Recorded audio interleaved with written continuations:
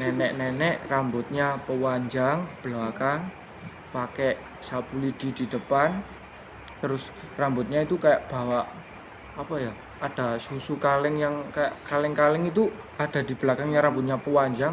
Waktu itu saya mimpinya itu saya masih lihat TV di depan rumah, terus ada bunyi serk serk serk.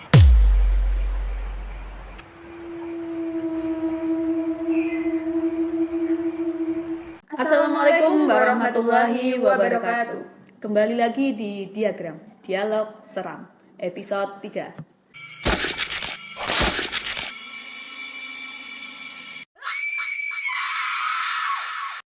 Di sini kami, mahasiswa asistensi mengajar, akan menceritakan mengenai pengalaman horor dari narasumber kami. Saya sebagai host yaitu Liho Endriani bersama dengan rekan saya Evisa Pikasari. Di sini kami sudah mengundang dua narasumber kami. Yang pertama ada Bapak Wirayuda Pratama dan yang kedua ada Bapak Ilham Oktavenu Termawan. Oke, baik Bu Lili, sepertinya kedua narasumber kita ini sudah tidak sabar untuk menceritakan pengalaman-pengalaman horornya ya. Iya, yang pasti pengalamannya pasti seru dan juga seram. Iya, pasti. Baik, langsung saja kita kepada narasumber kita yang pertama, Bapak Yuda Pratama, bisa menceritakan pengalaman apa nih yang pernah dialami. Dan di mana sih tempatnya? Baik, sebelum kita masuk ke ceritanya, jadi disclaimer dulu untuk di sini cerita yang saya alami ketika magang atau program kerja lapangan di SMK. Nah, kebetulan di SMK saya itu magangnya selalu ditempatkan di luar kota atau yang jauh-jauh. Di Kota Malang pun sebenarnya ada, cuma hanya beberapa saja. Nah, kebetulan waktu itu saya mengikuti tes dan keterima di salah satu perusahaan di Kota Bandung, Jawa Barat. Dan tentunya di sana saya ngekos dan pengalaman horor saya ini saya alami di kos-kosan saya tersebut. Gitu ya. Jadi seperti apa tuh pengalamannya? Nah, berawal kan entah kenapa dari kecil saya, kata ibu saya ini memiliki kepekaan tersendiri terhadap hal gaib. Nah, jadi ketika waktu datang ke kosan tersebut, tanpa saya duga, saya langsung ditampakin ada sosok di pintu masuk ke kosan. Oh, jadi Bapak langsung melihat sosoknya seperti itu? Iya, langsung menampakkan diri. Apakah Tapi sebelumnya Bapak juga sudah biasa melihat hal-hal seperti itu? sudah biasa. Nah, jadi kosannya itu layoutnya ada 4 kamar di lantai bawah, dan di dekat pagar masuk itu langsung ke lantai atas. Itu ada 8 kamar. Kebetulan kamar saya itu yang pojok sendiri, dekat dengan tempat menjemur baju.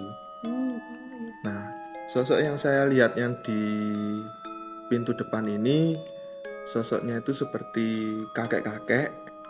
Dia menggunakan kalau ibu tahu yang udeng. Oh iya. Iya. Nah, Ikat kepala itu ya. Nah, ikat kepala Sunda itu. gitu Nah, ya. betul. Terus memakai pakaian Sunda dan juga membawa tongkat. Nah, itu hanya diam saja. Enggak. Dia tidak mengajak saya untuk komunikasi. Itu di awal kedatangan saya di kosan tersebut. Oke, baik Pak Yuda, dengan adanya sosok itu apakah saat pertama kali melihat itu Bapak Yuda itu seperti apa rasanya? Kayak kaget kah atau gimana gitu? Ya, saya pasti bingung ya. Kenapa? Kan saya tidak menyangka sebelumnya. Kenapa kok tiba-tiba di sini ada sosok seperti itu kan? Dan sebelumnya juga saya sudah biasa sebenarnya melihat sosok-sosok tersebut.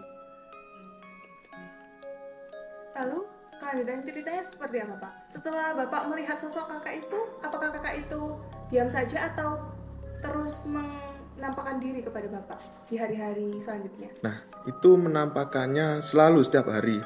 Oh, gitu. Tempatnya juga sama? di Tempatnya situ? juga sama. Tanpa berkomunikasi Tanpa apapun. berkomunikasi apapun. Oh, gitu. Itu sampai saya terakhir pun ngekos di sana, tetap sosok tersebut ada di tempat itu. Kira-kira Bapak berapa bulan ngekos di sana? 3 bulan sepertinya. 3 bulan? 3 bulan. Tapi hanya sosok kakek tua itu saja ya? Tidak, ini ada ceritanya lagi nanti. Oh, Setelah beberapa hari saya ngekos di situ. Nah, Jadi itu untuk pertama kali Bapak datang udah disambut oleh kakek tua itu kakek ya? tua itu ya Iya. betul. Lumayan seram juga ya. Nah,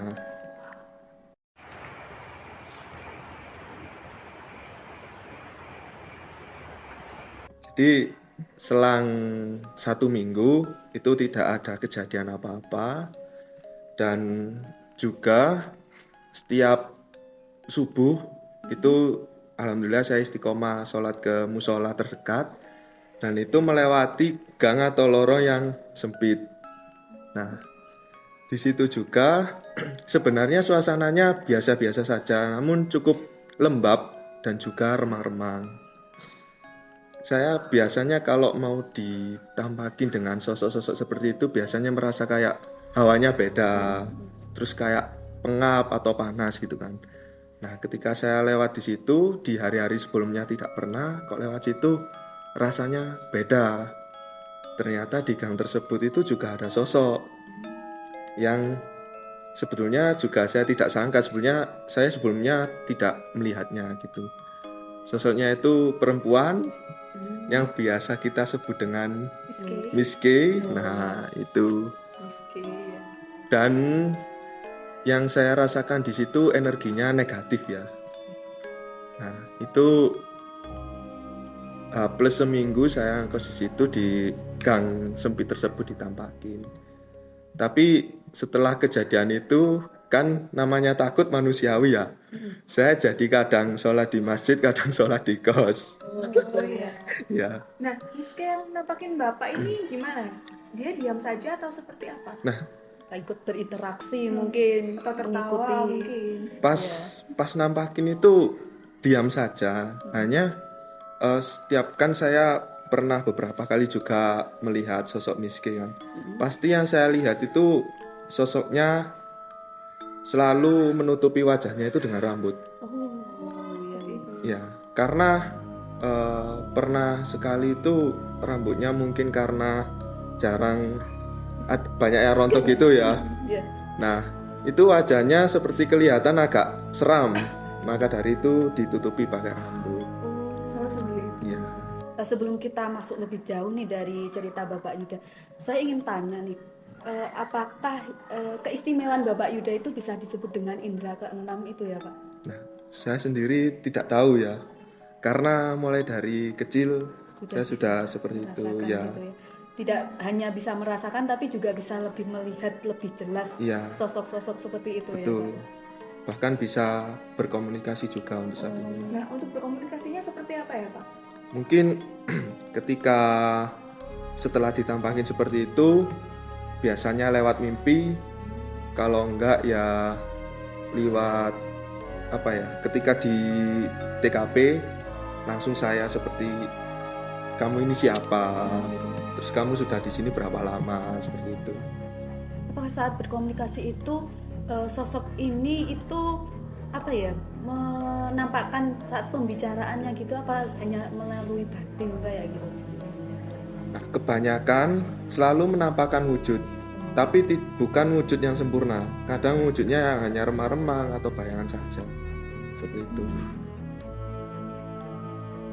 Kira-kira Bapak Yuda yang pertama kali ke kos itu Bapak itu kira-kira ada maksud apa menampakkan diri ke Pak Yuda? Apakah sudah berkomunikasi, apa punya pesan tersendiri, apa gimana? Yang kakek-kakek Iya, tadi ya Mas iya. ya. Nah, yang kakek-kakek ini ternyata ini saya langsung ini saja ya.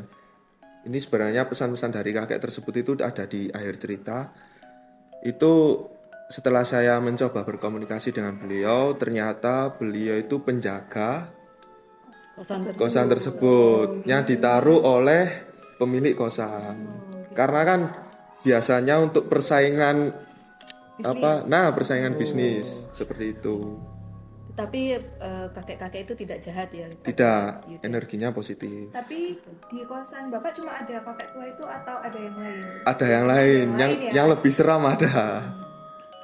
Itu kan biasanya mereka tuh ada yang datang ya, ada yang datang dari luar, ada Iya. yang emang udah ada di dalam nih. Iya. Nah, kira-kira Bapak ketemu apa lagi nih selain kakek tua itu? Nah, di hari-hari berikutnya itu selang berapa?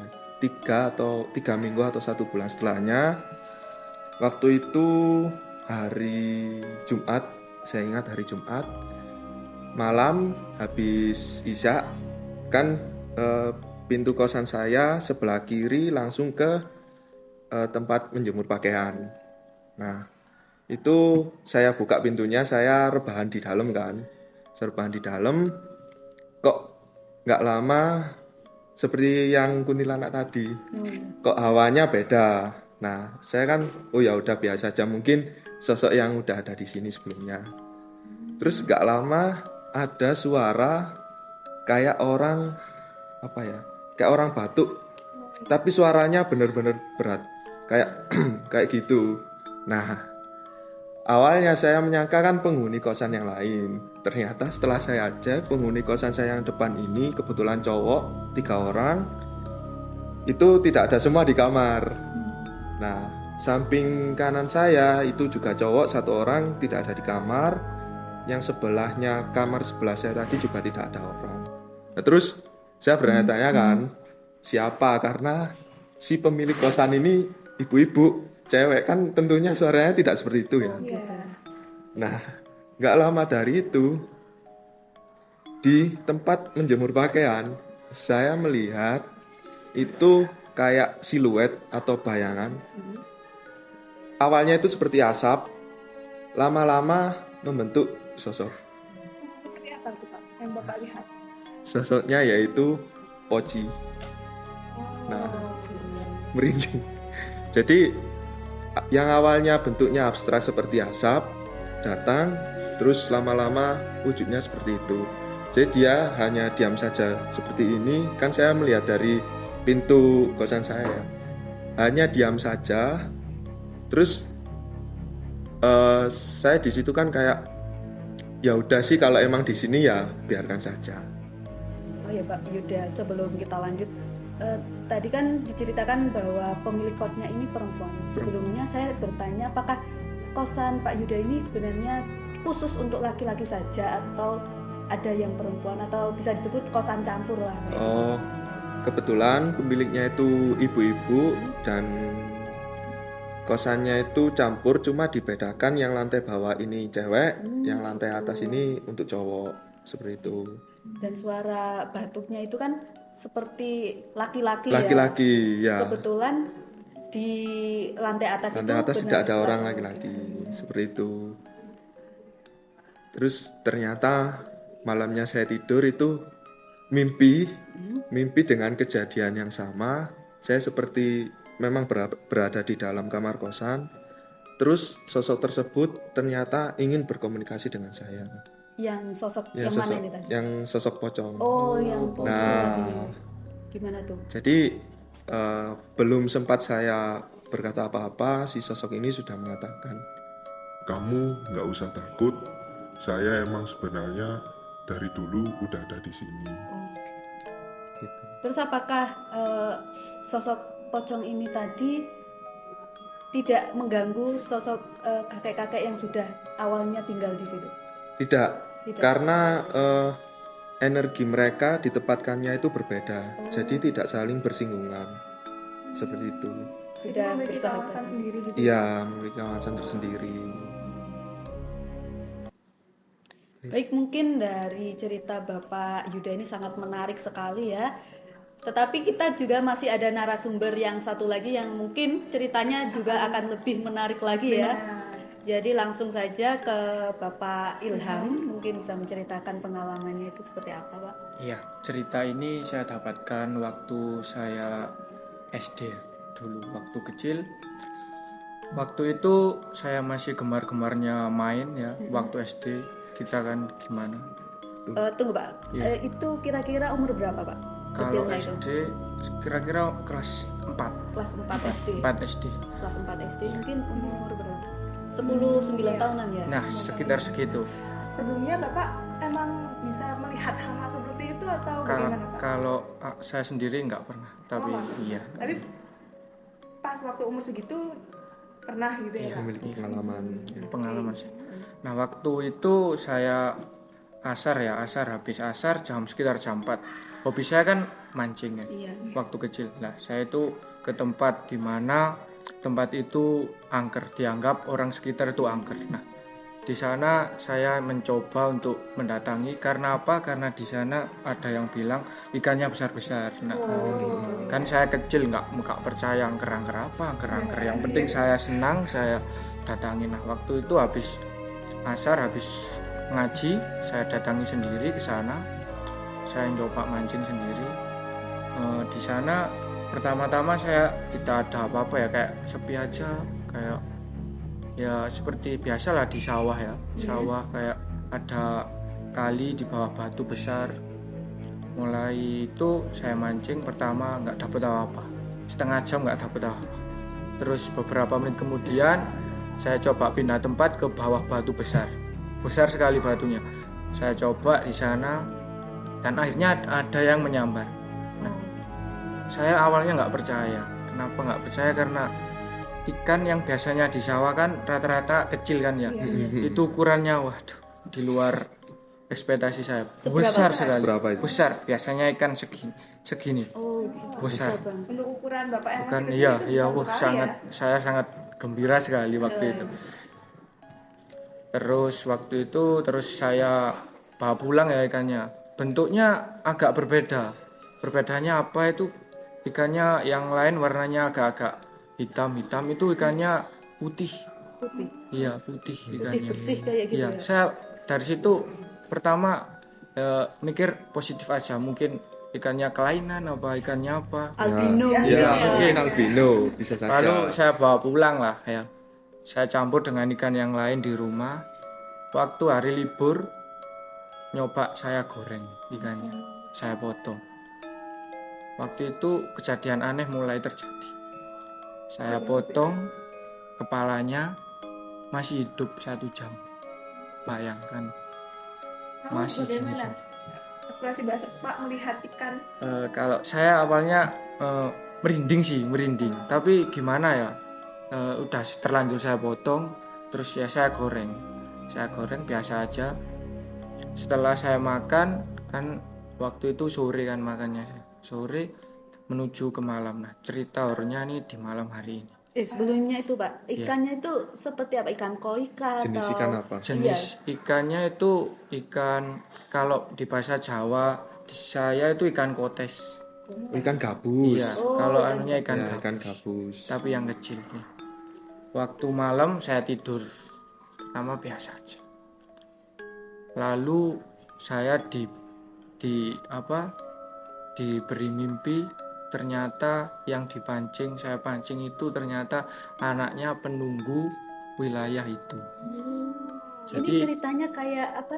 Ikan mas itu ya Iya. yang ditangkap terus Ya, bisa hampir berubah sama, hampir menjadi sama. wujud Nah, seorang iya, perempuan gitu. Iya. tapi waktu itu ternyata saya dijemput oleh nenek-nenek. Aduh, merinding saya ceritanya.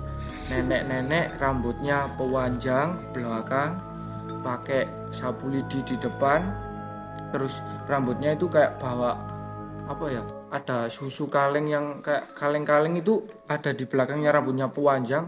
Waktu itu saya mimpinya itu saya masih lihat TV di depan rumah, terus ada bunyi serak.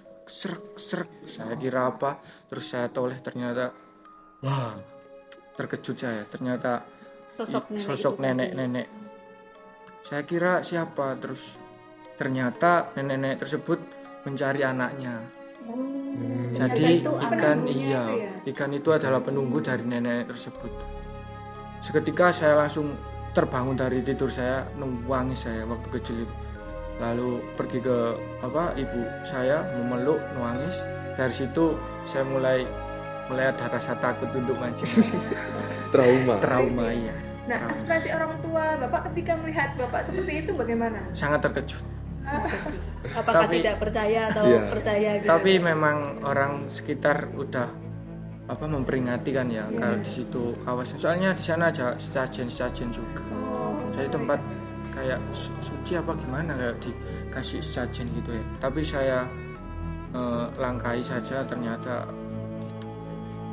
Nah setelah itu saya mulai kayak ngaji terus buat apa ya, kayak biar Jadi datang iya lagi gitu ya, Kak? saya takut juga. Terus lalu saya waktu kelas 4 itu mulai mancing lagi itu setelah kelas 6 mulai berani lagi. Trauma ya, Iya. trauma ya. Trauma, sangat Lumayan dalam panjang trauma. ya traumanya. Sekitar 2 tahunan lah. Iya. Iya. Saya datangi lagi, ternyata di sana udah habis ikannya.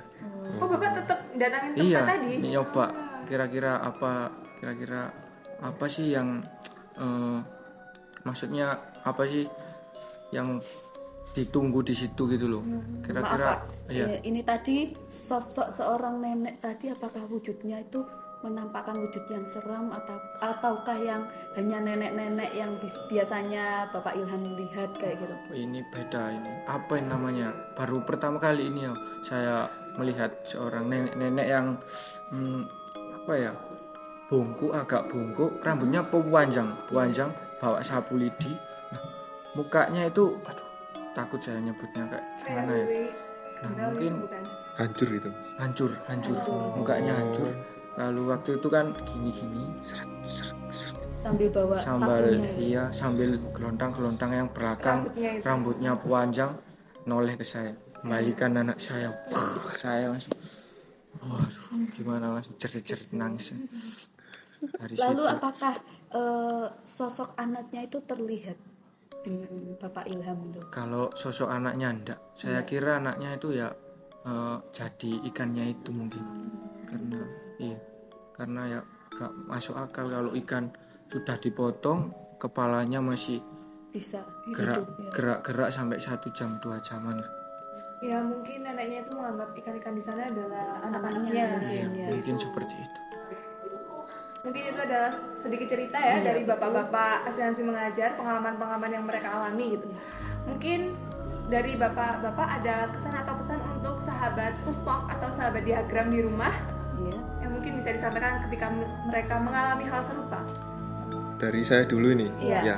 Silakan. Untuk pesan dan kesan sahabat diagram, tentunya kalau kalian ke satu tempat pasti di sana ada penunggu yang lebih dulu menempati tempat tersebut, dan juga tetap jaga sopan santun, karena senegatif-negatifnya penunggu atau makhluk astral, mereka tetap tidak menyukai yang namanya hal yang tidak senonoh seperti itu. Oh, betul sekali ya. Jadi kita tuh harus tetap menjaga sikap Iya. dan kita harus sopan lah. Sopan, Iya. betul. Mungkin dari Bapak Ilham ada pesan dan kesan. Kalau dari saya pesan saja, kita harus menaati apapun pantangan yang ada di lingkungan kita atau di desa kita. Kalau di situ biar angker, alangkah baiknya kita menjauhi tempat itu. Ya nggak boleh sompral juga Iya, ya, kita betul. ngomong tuh Ya. di tempat-tempat dimana kan kita nggak pernah ke sana mungkin Iya. ya. Betul. Jadi kita nggak tahu apa yang ada di Benar. situ. Baik, ini merupakan dialog yang luar biasa, sangat menarik dari cerita Bapak AM, yaitu Bapak Yuda dan Bapak Ilham.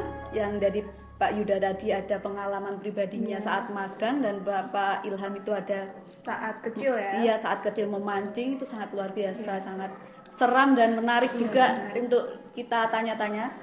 Mungkin dari dialog kita cukup sampai di sini. Kurang lebihnya kami berterima kasih kepada Bapak narasumber kami hari ini. Sama-sama. Yang sudah bersedia ya membagikan ceritanya betul untuk sekali. teman-teman dan sahabat diagram. Baik, terima kasih kepada pendengar. Setia diagram. Jangan lupa like, comment, and Subscribe. subscribe. Terima kasih. Dah.